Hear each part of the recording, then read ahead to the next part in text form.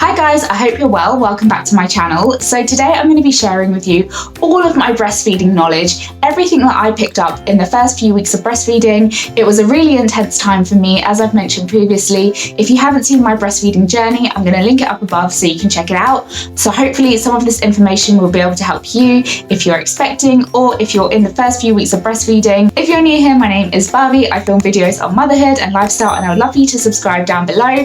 I know so many people watch my videos and haven't subscribed, so please do. It helps out my channel so much. And also make sure you hit the like button if you enjoyed this video. So before you start breastfeeding, you want to make sure that you're in a really nice, comfortable position. You want to make sure your back is supported and also your arms, if you can get an armrest. A nursing chair is perfect for this. Unfortunately, I didn't have space in my flat for a nursing chair, so I bought a reading pillow from Amazon, and it was great because it had really nice back support. I could lean my arms on it and it almost felt like a big supportive armchair. So I'm going to say it multiple times through this video, but you need to look after yourself when you're breastfeeding and make sure you have the right support for your back, otherwise you're going to be in a lot of pain. To make breastfeeding comfortable for your baby, you want to make sure that the baby is lying belly to belly so that they're completely facing you. Just imagine you're trying to drink a glass of water. For you to do that wouldn't be comfortable at all, so you want to make sure that they're facing forward towards you. If your baby is fussing a bit, a good thing to do is just check their positioning. Make sure that their arms are free. It's not so comfortable for the baby to be lying on its arm. It's nice if it can have it free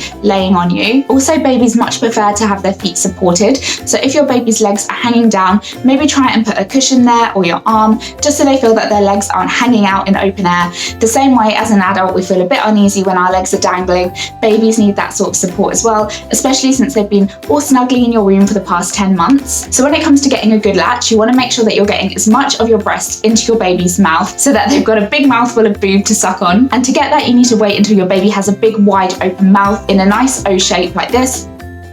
And it might take a while, but you want to make sure that as soon as you see the big, you move fast and you get as much boob into their mouth as possible. So to encourage them to open their mouth nice and wide, you can do a few things. You can gently tickle your nipple on their nose, and that should hopefully make them tilt their head back and open their mouth.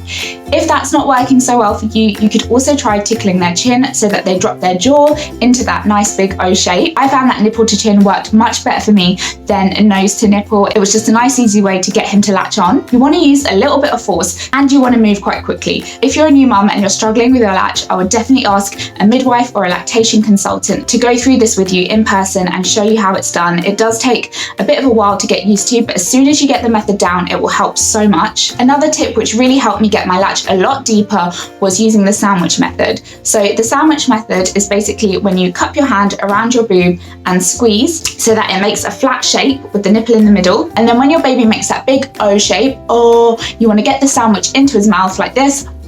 And it really helps get a nice deep latch, especially if you've got a bigger boob. I'm going to leave some really good resources and video examples of this in the links down below. If your latch doesn't feel quite right and it feels like it's pinching, especially on your nipple, you want to unlatch. To do that, you can just stick your little pinky finger in the side of his mouth. Do not be afraid to unlatch and start again. You don't want to settle for a poor latch. It just means your nipple is going to be in a lot of pain and it's going to make the next few feeds a struggle. So just keep trying until you get that latch perfect. If you are feeling some pinching or scraping on your nipple, it means that your latch isn't deep enough and that your nipple is actually scraping along the baby's hard palate, the top of his mouth, and that's what's causing pain. When your latch is nice and deep, your nipple should be against the soft palate of the baby's mouth, which is quite a way back at the top of his throat, and it will make things so much more comfortable. So keep trying with your latch, keep practicing, and don't settle for a bad latch. The first days of breastfeeding can be really, really sore. Your nipples aren't used to having a baby sucking on them 24/7, so a bit of pain is to be expected.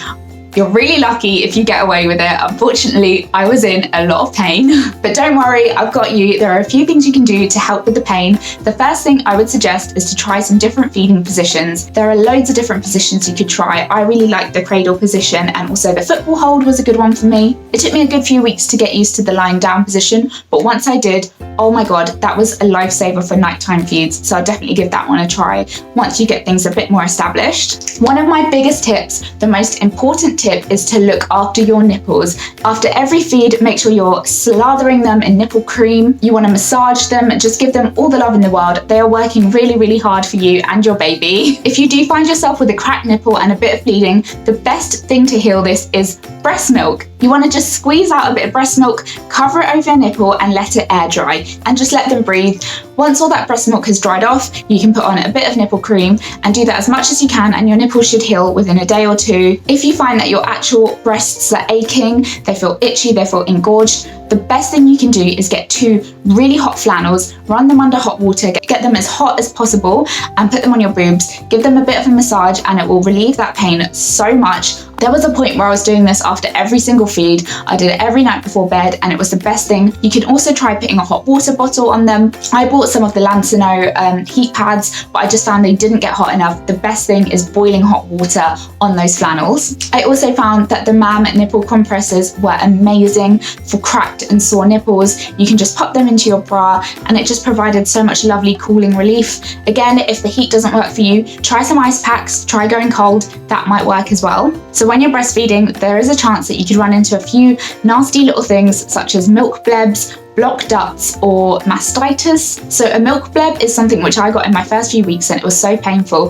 It's basically a little whitehead on the tip of your nipple and it's where milk has got caught underneath the skin. It's just like a little blister and it can be really sore when baby starts sucking on it. But the best thing you can do for all of these things is to make sure you feed on the side where you've got the problem. Just keep feeding from it. You want to make sure that the milk is flowing and clearing everything out. Again, hot flannels can help with all of these things. If you have a hacker pump, you can fill that with some boiling water and maybe a teaspoon of Epsom salts. Put that onto your boob for a while and it should hopefully help draw everything out. If you find you have a blocked duct, you may feel some soreness in your boob and you may also have a little lump. You should be able to feel it. You can massage this in the shower. You can get some hot towels on it. Just keep massaging, get the heat on it.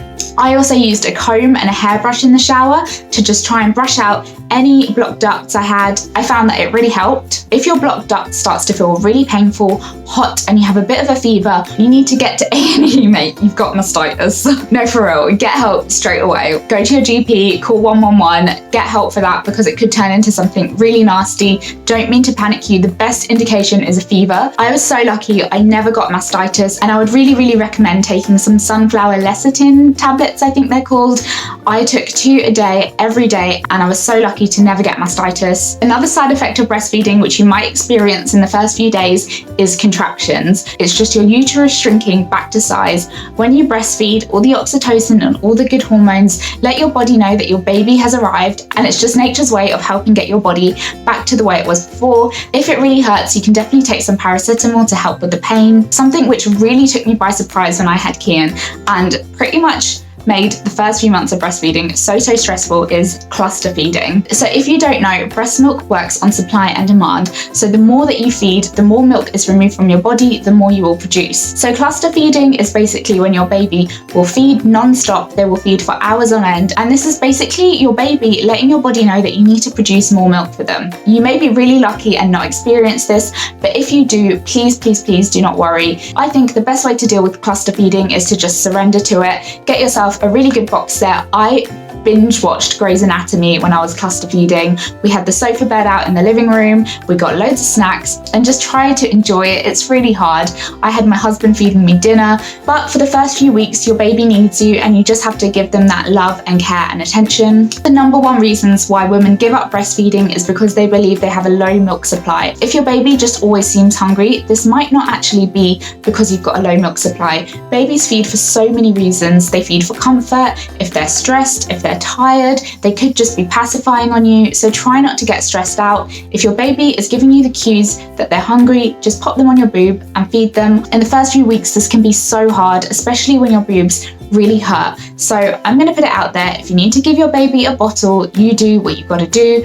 One thing that I learned, and it took me a long time to learn, is that formula is not the devil. It is not there to ruin your breastfeeding journey. It is there to help you in times of need. That's my opinion. Giving your baby a bottle does not make you a failure. It does not make you less of a mother.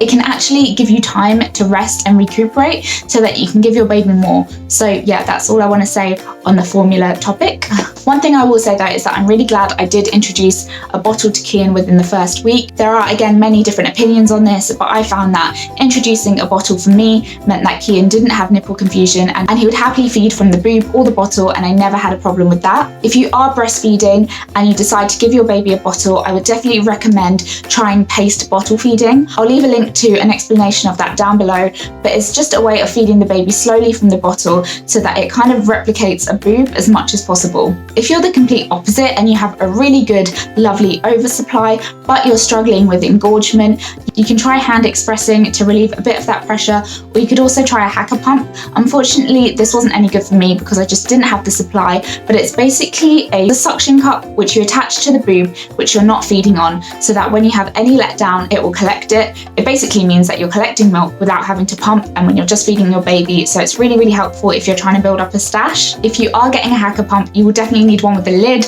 Oh my god, there's nothing like spilt breast milk. Get a lid, you won't regret it. After a few days, if you did have some engorgement, your boobs may start to feel quite empty, like you didn't have as much milk as previously. Don't worry about this, it's just because your body has become more efficient at producing milk on demand and also at storing milk. You don't want to be engorged for your whole breastfeeding journey. Don't worry about your milk supply, you're absolutely fine. When it comes to your supply, you want to make sure that you're really looking after yourself. Make sure you're drinking enough water. You know, to produce liquid, you need liquid. Also, make sure that you're getting enough snacks in, you're keeping your calories up. Don't worry about dieting yet. You need the calories to produce milk. There are a few supplements and foods you can take to encourage milk production. I ate a lot of oats. I also drank water boiled with fennel seeds and dill seeds. That's a very traditional Indian thing to drink after you give birth.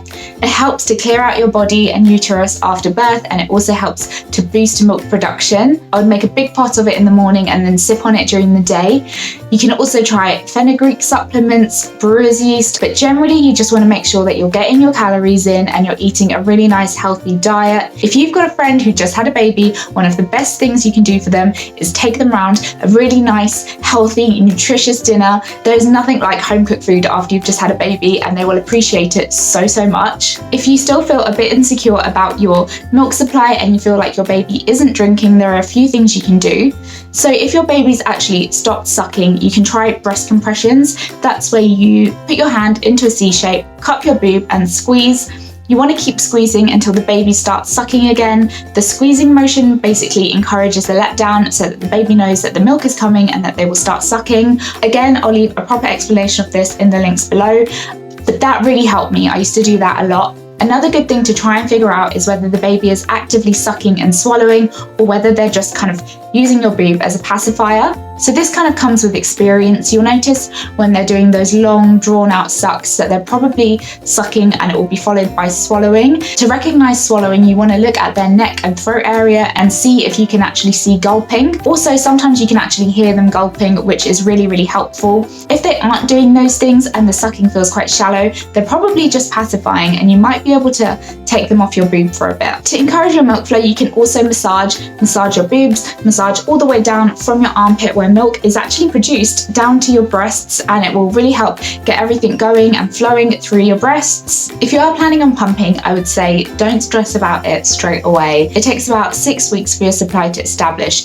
so you don't need to rush into pumping. You can wait till about week 4 or 5 and maybe just pump once or twice a day to start slowly building up a stash. You may find that your supply decreases throughout the day, which is totally normal. I had really brilliant full boobs in the morning, but by night time I was really struggling to feed Kian, so I used to pump in the morning and then feed him that bottle later in the evening, and that worked really well for me. But you don't need to start pumping straight away. I actually have loads of pumping tips and hacks, so if you want to see that video, please do let me know down in the comments and I'll be happy to make that for you. If you are struggling, I would definitely recommend not sitting on it. Go and get help. Speak to your health visitor, speak to your midwife. My local NCT also run breastfeeding Zoom support calls, and there's also La Leche League who are also doing drop-in Zoom sessions. I actually joined a couple of those when I first started out, and it gives you access to professional lactation consultants who can help you for free, so definitely speak to them if you are struggling. There's so much information online.